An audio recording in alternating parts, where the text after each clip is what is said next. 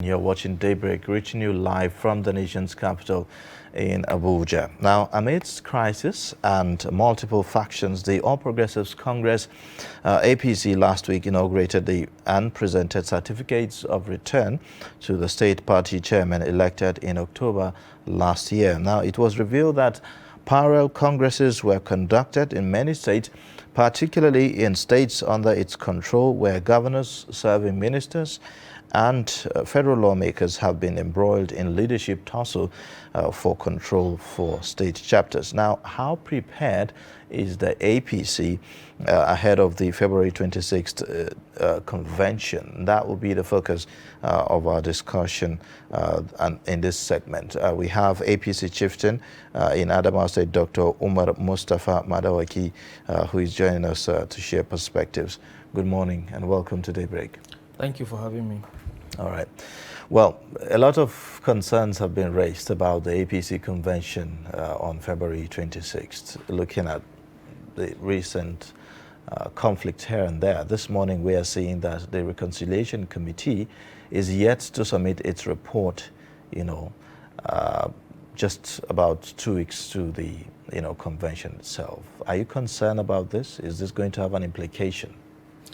Well, it depends on how you look at it. In politics, and especially when programs like the conventions are just by the corner, you expect all these rancors, you expect all these misgivings and so on and so forth. And that is what makes politics tick. There may be skirmishes here and there that needed, to be checked and possibly put in place. And that's why the APC at the federal level or at the national level decided to set up this reconciliatory committee. They are going about doing their job. They've been given timelines of about 7 days, if I can remember properly. And I think they will reach out. Those who are recalcitrant or those who feel hurt one way or the other, if they had any negative intentions, by now they would have left the party. And I don't think there are, problems which are on the table right now are so big and deepened to the extent that they would want to create any crisis. The fact that the problems are there and they are also around means they want some form of reconciliation. You don't rule out that in politics. There is naturally going to be some rancors, there will be some misgivings, as well as alignments and realignments. And the ability of the leadership to get all these things corrected, makes politics tick. Some people blame the governors, others blame the president, and so on. The governors have the right because they are also politicians and they have interest. So they will go about trying to make sure that they are not left out. Interest irrespective of the concerns of party faithfuls? Are you saying that regardless of whatever agitation that the members of the party have, as long as it's the governor's interest, then it's right? The governors are also members of the party. And yes, but the governor, as a governor, you're just one person. I agree, but you are the leader. Governors normally will have interests, and their interests are born out of certain arrangements with his lieutenants. So you don't rule out that. Let us be realistic. They have interests, other members of the party also has interests, and that's why the Reconciliatory Committee is going around trying to see where they can pin either side to come to the table. So it's normal in politics. There's nothing, there's hardly any convention that came up without having this type of things. Maybe the magnitude might differ, but it's always there. So I have respect for the feelings of each and every politician, be he governor or an ordinary floor member. Now, but the thing is, at the leadership level, theirs is more, cogent in the sense that they have been in power, they will want to maintain power, and therefore their interests are divergent and strong. Okay, you made the point that, about the interest of the governor. The governor represents a people, isn't it? The lawmakers represent people. So at the end of the day, when we talk about democracy, is always about the people. So if a governor or a lawmaker is having an interest that does not represent, that does not necessarily, represent what the people want, should we let that, slide? No, I think you've gone a little bit far.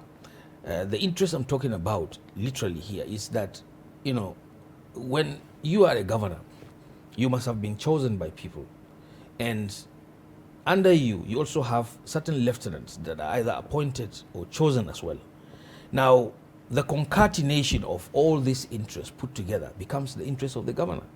So the governor is not selfishly pushing forward his own personal interest alone. Otherwise, he's going to have some problems. Well, some think that mostly these interests are personal. Say, for instance, a governor has an anointed one he is, considering for a particular post. And the party members feel like, no, this is not the man that will do the job. This is it also doesn't inherent merit it in and all that. nature. Yeah. The governor naturally would want, even if is serving his last term, he will naturally want to have someone he so much trusts to leave behind, or he would want certain person in certain position to help him achieve, in his next coming. So these are personal interests. I agree with you. But then the generality, in every situation there's always an exception. The generality of these interests are born out of the interests of the divergent leadership under the office of the governor. So you can technically say they are also the interests of the general public. But however, there are minute cases where the interests of the governor and his lieutenants might differ with the interests of the general public. In such a situation, the reconciliatory committee is there to fix it. Has it been a successful committee so far? They said they needed more time the other time we heard from them, and it doesn't look like that time is given to them. So they don't even have that time. You are right. How do they yes. absorb all the issues? Because they are experienced, they are people of proven integrity. I give you an example. The reconciliatory committee for Kano is headed by an elderly person, Senator Abba Ali. And I can tell you, if not because of the vast nature of Kano, 44 local governments, they have to see all the chairmen, the local government chairman, they have to see all the stakeholders in all the local governments and so on and so forth before they finally draw conclusions. Now, this requires time, but they will work it out. They will find a way to do it. I'm telling you that, and you will see it coming to pass. So these, as far as I am concerned, these are normalities of politics. It will happen, and they will always find a solution to it. Okay, now let's go back to Adamawa State. Now, a while back, there were reports that 7,000 members of the APC and the SDP, defected to the PDP. How did that affect the APC in the state? That is, if it is true. The question is, I am from Adamawa State. I have not seen even 700 people defecting. These are, the governor has not performed. The governor has done absolutely nothing. He has only, belittled the state, bedeviled it with loans, no infrastructure, nothing. People are suffering, So I think he's looking for a way but to up himself. If you say he has done nothing, the governor is one man that has earned the nickname ATM, and that's for a particular reason, as to the welfare of workers in the state is not something that he toyed with. And again, that was in the past. We've seen certain constructions. He had a time. He was an acting governor for 3 months when Murtala Nyako was ousted. Now, within that period of time, when he came, he found it's about salaries. He found the salaries of the 3 months intact. There was only a problem between the governor, then Murtala Nyako, and the labor.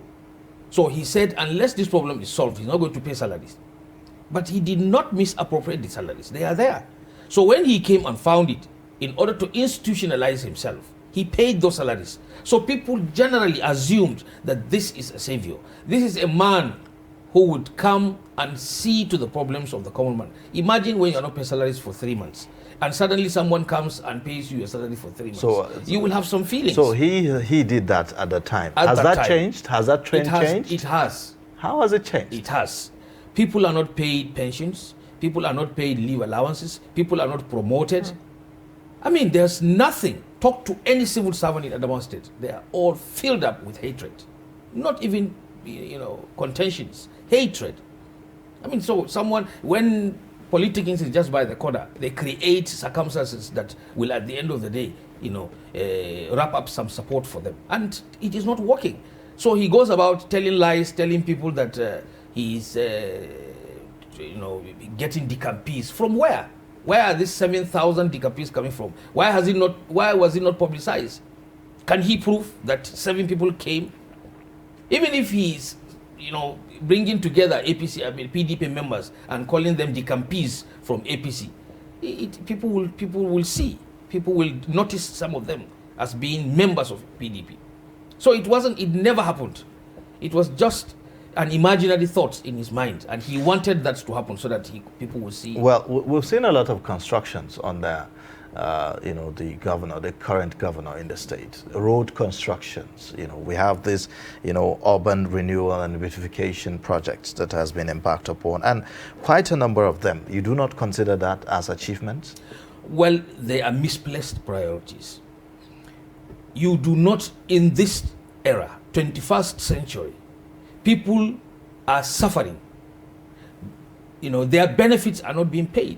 We have over 20,000 retirees. Put yourself in that position. You work for 35 years and your benefits are not paid. And someone comes to build a bridge in the middle of the city where a bridge is not needed. How many vehicles do we have in Adamawa State to warrant, an overhead bridge? There's hardly any hold up anywhere in Adamawa State. Hardly. And he built the bridge. And the worst part of it, he did that with loans. But those are critical infrastructures. There's nothing critical about that. Perhaps he's, foreseeing the future, and perhaps Adamawa State is likely to be a hub. No. How do you walk towards the future when you are leaving behind those who are supposed to help you achieve the future? Their benefits are not being paid. Nothing is on the ground for people to benefit from. How many of his staff? Adamawa is the only state in this country where commissioners will have to contribute money at the end of the month among themselves in order to have enough for the purchase of a land or a vehicle or something. And here he is, a multi-billionaire, amassing wealth. So the people of Adamawa are determined this time around to oust him. We are going to get him out of the government house and replace him with good leadership. Is that possible with somebody that you're putting Put it up? down. Abdurazak Namdas has been, contesting, rather campaigning sort of, for the presidential, for the governorship, seat of Adamawa State. Does he stand a chance? Every politician has an ambition. Every politician stands a chance. But the people determine who becomes the governor. So I am a gubernatorial aspirant. Namdas is, Nuhu Ribadu is, Aisha Binani is, and so on and so forth. We have a lot of them. Now, all have the right to aspire. But at the end of the day, only one person is destined to be the governor. I am not particular about contestants. I am particular about the government of Adamawa State. I'm particular about the seat where an entity is sitting. Someone who doesn't feel. But that's way too far if you say non-entity. It is the truth. But you see, I may be a little bit insultive. It is born out of the frustration that we're going through. We don't allow people to come and dictate to us, some archaic and outdated policies. In the 21st century, we are supposed to be more united. We are supposed to forge ahead. All right. Now in the Committee of Nations. I'm coming. Now talking Why would someone at this era, in the 21st century, come to a state and try to divide people along religious lines, along ethnic lines? Meanwhile, it is not actually, that the people are divided. Adamawa has always been a heterogeneous state. Now, why would you, instead of uniting people, divide them just because of your own bloody selfishness? Now, talking about this unity, charity begins from home, isn't it? If you talk about unity, the APC in the state, is it united? I have not seen any rancor. I have not seen anyone bolting out to say, I want to leave the party for someone else. You see, politics is different from any other system you can think of. It is a concatenation of people with divergent ideas, people with different thoughts, people with different aspirations. When they come together, it will require time for them to blend and face a single ideology. Now, in the process, those who sit behind and watch will naturally assume water is boiling in that pot. Because I would want my ideas, to vie supreme. You would want the same thing. She would want the same thing. But at the end of the day, we know we are operating within a timeline. And that timeline has to be checked. Okay. So in the process, we will come together at the end of the day in order to forge ahead. Well, I understand that things can get a bit heated, sometimes when we talk about causes that we believe. But again, we must advise caution here, in terms of our choice of words and all of that. You talk about the, PDP government in Adamawa State as though it's a government that hasn't even achieved anything, in totality. Do you have proof, to some of the allegations that you are making here? Well, first and foremost, before I answer that, you advise on caution in terms of choice of words. I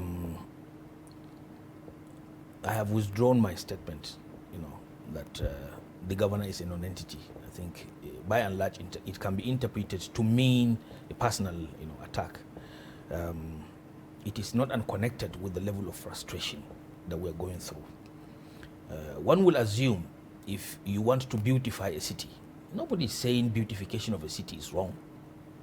Yeah, but not at the expense of certain norms, certain needs that affects the common man. Our educational system is one of the worst in the country. Can you imagine a secondary school that has no laboratory, yet training scientists? Can you imagine a secondary school that has no dormitories? Students, sleep in the open. Hospitals that have no drugs. No, Ganye is a local government. This I have seen. It's an established local government, well known, with lots of big people. It has ushered a lot of big people into the society. The general hospital in Ganye has just one medical doctor. One medical doctor. And we can prove this. I have even written an article on that. Now, these are some of the frustrations I'm talking about. So when you discuss, with these frustrations at the back of your mind, sometimes you tend to lose control. And that was responsible for my using that word. I have withdrawn that. Anyway, now, the PDP government, like I said, I'm saying this, without, hesitation, that what I said about the commissioners contributing money, everybody knows. What I said about the dearth of infrastructure is well known. He built bridges. There may be some little, We also heard that he donated his 3-month salary, to fight COVID-19. How much is his salary, for God's sake? How much is his salary? If the governor donates, let us assume he earns 10 million in a month. In 3 months, it is 30 million. How much does this Adamawa state government spends 50 million naira to feed 39 boarding secondary schools. 50 million naira in a month. The official budget is 30 naira per student per meal. Can you feed a kitten with 30 naira? In a day, a boarding student is fed with 90 naira, less than 100 naira. Can you find bread of 100 naira in Nigeria? Let us face this reality. These are children of the people.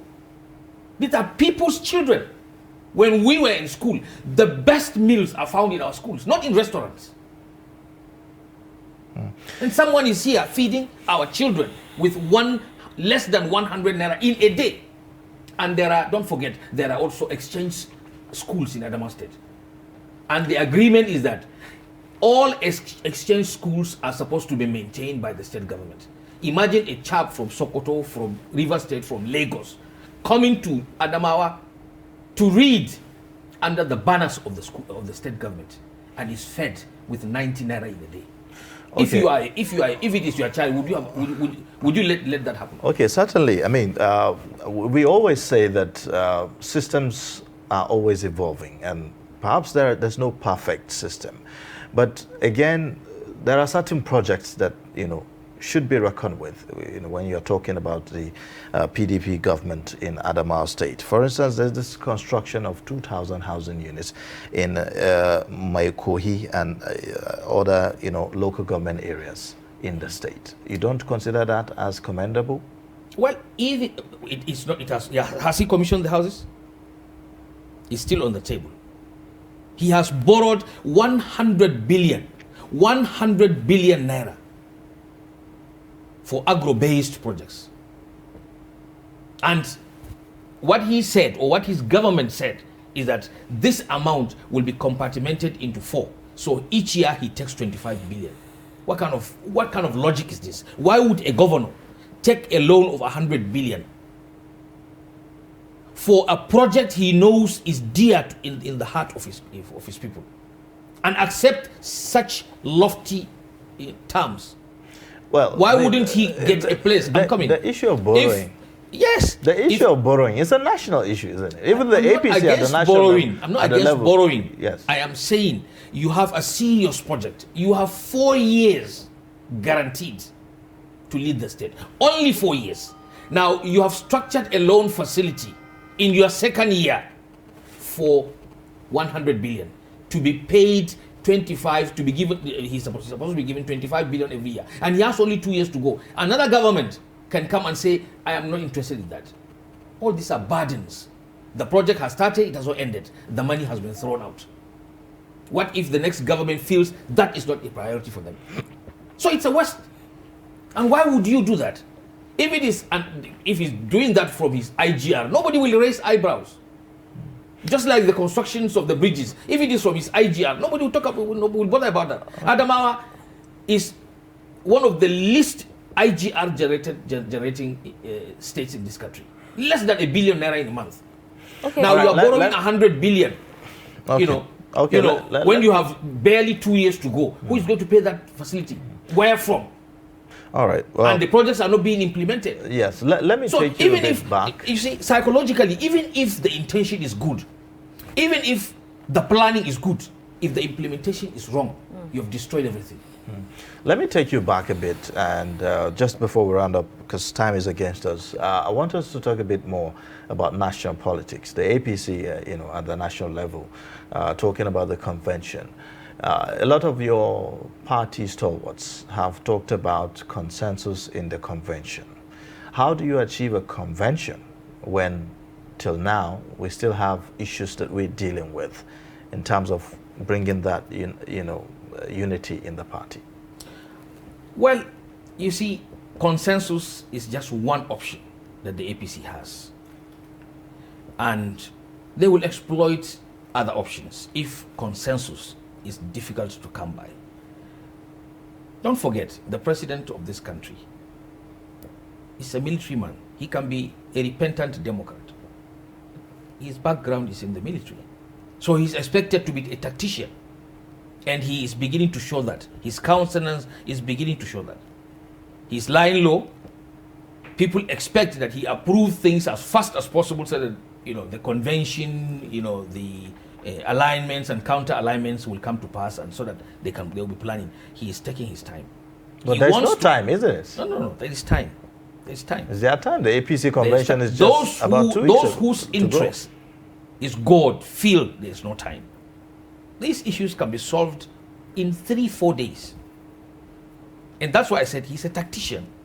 He is trying as much as possible to ensure that by the time a decision is taken, there will be no time for rancors anymore. People will just have to align and realign behind, those that have been, blessed. Okay. This is my thinking. This is my opinion. True. My opinion is that he has already made up his mind with his lieutenants. They've come together. They've decided this is what we're going to do. This is what we're going to do. But they give you the right to play along, meet, exchange ideas, form coalitions, and so on and so forth. But at the end of the day, he will tell you this is how it is going to be. And there will be no time for all upheavals and, discontent. People will fall in. And that is what politics is all about. Okay, can you briefly share your thoughts on the alleged, interference of the president's wife, Aisha Buhari, and, the plot that she wants to bring in her brother to emerge as the Adamawa state governor, just before we go? I don't think you call that interference. I don't think it's interference. First, she is the first lady of Nigeria. Second, she is a citizen of Adamawa state. And so her younger brother. They have the right to contest for any office. It is up to the people of Adamawa to either choose or refuse to choose her younger brother. So as a human being, as a citizen of this country, they have all the rights in the world to aspire to be anything. She can decide after her husband's tenure to contest for the presidency of this country. We've seen women come out. Are you saying because she was the wife of the president, she cannot? We've seen George Bush Sr. as president.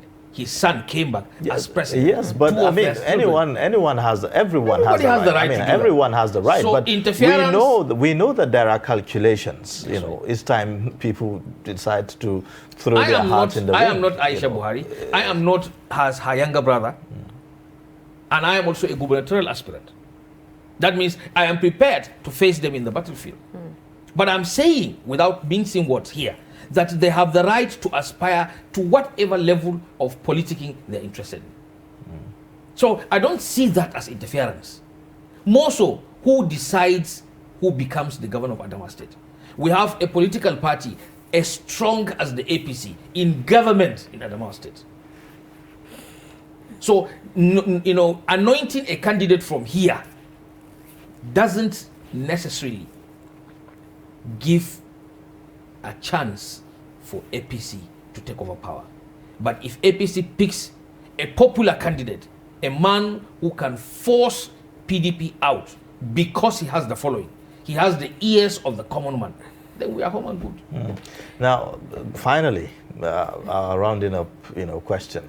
How do you see this convention of the APC impacting on the 2023 general elections? The conversations and calculations about zoning and the rest of them. How is it going to have an impact on the coming election, 2023? It is common sense. Like I said, the wranglings are going on. The alignments and counter-alignments are going on. And at the end of the day, they will come out one and speak with one voice. And believe you me, APC will make inroads in this country. APC will not only retain federal government, it will not only retain its 20 or 21 state governments. We will chip in more into some PDP states. We are hoping to form a very beautiful government in this country. Okay. Well, thank you so much for coming on the program. We do appreciate you. We look forward to having you on Daybreak. Thank you very much. It's yes. a pleasure. Well, we've been speaking with Dr. Umar Mustafa Madawaki, who is an APC chieftain from Adamawa State, talking to us about the coming convention of the APC and, of course, politics in Adamawa State. With that, we've come to the end of the show for today. We look forward to having you join us again on the program. In case you've missed, you can always catch up on our YouTube and also connect with us via our social media platforms. I am Ayubelia. And I'm Dasha and Husseina Usman. Have a wonderful weekend.